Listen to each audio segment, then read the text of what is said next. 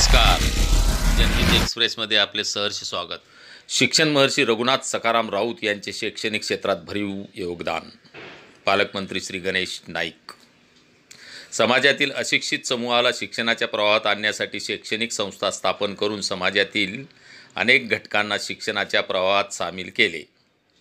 शिक्षण महर्षी रघुनाथ सखाराम राऊत यांनी शैक्षणिक क्षेत्रात उत्तम कार्य करून भरीव योगदान दिले असल्याचे प्रतिपादन वनमंत्री तथा पालघर जिल्ह्याचे पालकमंत्री गणेश नाईक यांनी केले.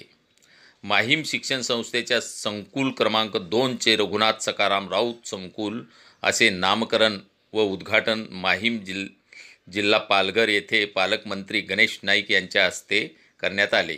त्यावेळी ते बोलत होते.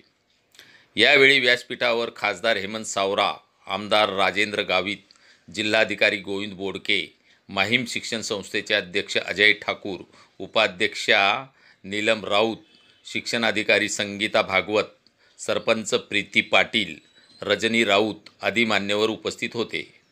या परिसराचा विकास होऊन शेतकरी आर्थिकदृष्ट्या सक्षम झाला पाहिजे यासाठी ते नेहमी सकारात्मक भूमिका घेत असत. शैक्षणिक क्षेत्रामुळे समाजात सकारात्मक जडणघडण होत असते. त्यासाठी शिक्षण घेणे महत्त्वाचे आहे असे प्रतिपादन पालकमंत्री गणेश नाईक यांनी केले. माहीम शिक्षण संस्थेने शैक्षणिक क्षेत्रात उत्तम प्रगती केली आहे आणि यापुढे ही संस्था अशीच प्रगती करीत राहील.